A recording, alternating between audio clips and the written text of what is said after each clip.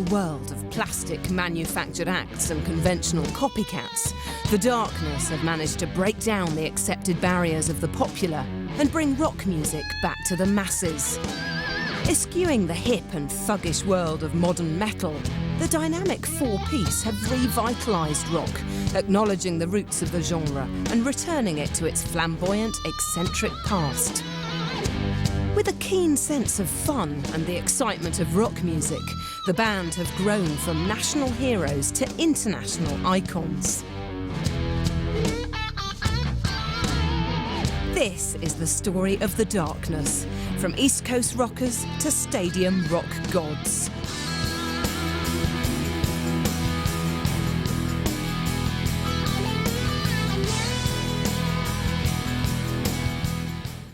Lowestoft, a seaside town at the most easterly point of the British Isles.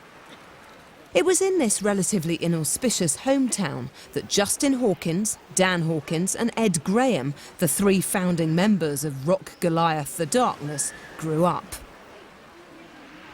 Well, Lowestoft was a pretty quiet place, you know. There's a lot of retired old people come here to retire, obviously, yeah. But, you know, at the end of the day, there's not much for young people to do, I suppose, in Lowestoft. It was the same 10 years ago and it's still the same nowadays, you know. They don't think much of the young people, you know. It's more of an old person's place and I think that's the way they want to keep it at the end of the day. But, you know, it's always been like that, I suppose. So, yeah, I don't think it's going to ever change either, yeah. Within this quiet community, the Hawkins brothers slowly developed an interest in music. With Justin in particular, there were early signs of his future flamboyance and showmanship. One of the first signs that Justin Hawkins was going to grow up to be the, you know, incredible rock star that he has was when he was probably nothing more than a toddler, and his mother, Sandy, has recalled that, you know, there were quite a few budding photographers in the family and they'd take a lot of pictures, and no matter what kind of picture they were taking, even if it was of a dog or a hamster, Justin would creep his way into it with a thumb extended, as bizarrely enough became his thing later on in his career. Both Dan and Justin were enrolled in Kirkley High School during their formative years. It was here that Dan met classmate Ed Graham. All three are warmly remembered by the staff. Oh, well, Justin was a lively youngster. You know, he's always up for a laugh, big smile on his face. You know, just a fun guy, really seemed to really enjoy life. Dan was quieter. Dan was much quieter, much kind of steadier, sort of serious almost. But yeah, he seemed to have like really quite much more focused on what he wanted to do, whereas Justin was like experimenting all the time with new things and new ideas, new clothes. Because in those days there was no kind of school uniform like today. So yeah, Dan was quite different in that respect. I met Dan Hawkins about a decade or so ago when I was teaching English at GCSE level, and Dan was one of my most popular English students. Even from this early age, Dan and Justin's interest in music was evident to their school friends and teachers.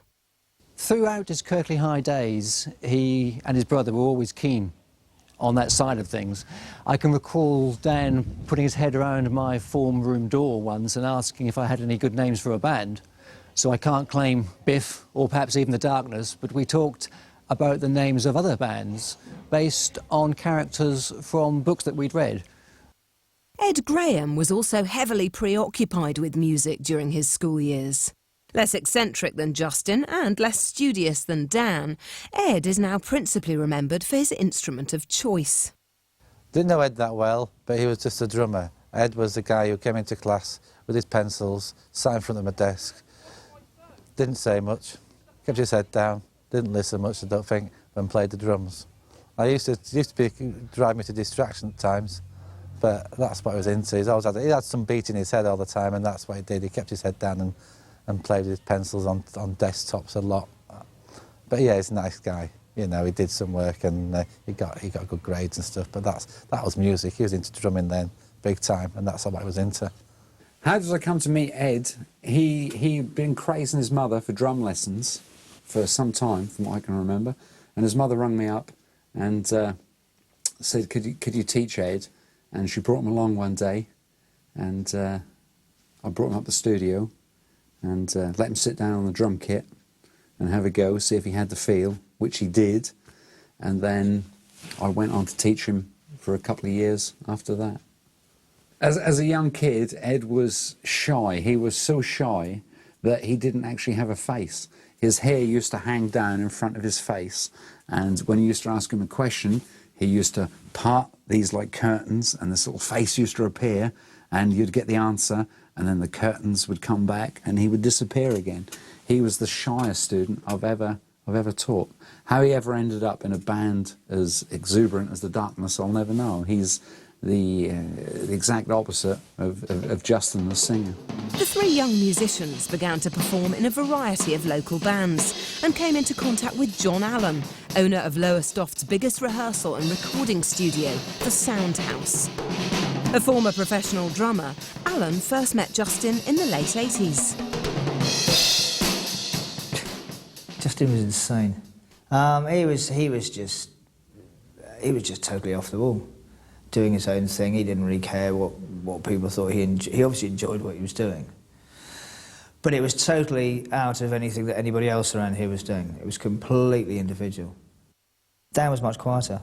Dan was much more studious about what he was going to do, and he wasn't as obvious. I mean, he was playing. Justin was obvious. It was obvious, you know. It was obvious what Justin was going to do. He was never going to do anything else. Ed used to come in here. Ed used to scare the life out of me because he used to use my kit.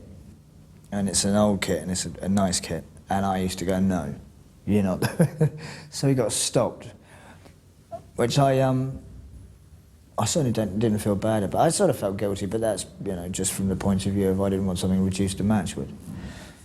But he was, I didn't really know, and he was quite insular. He still stayed to his own thing, but he used to come here and he used to knock 7 bells out of drum kits. I know, and he really did, just no technique. I think he went off and got lessons. Well, obviously he went off and got lessons somewhere along the line, but yeah, he was very quiet.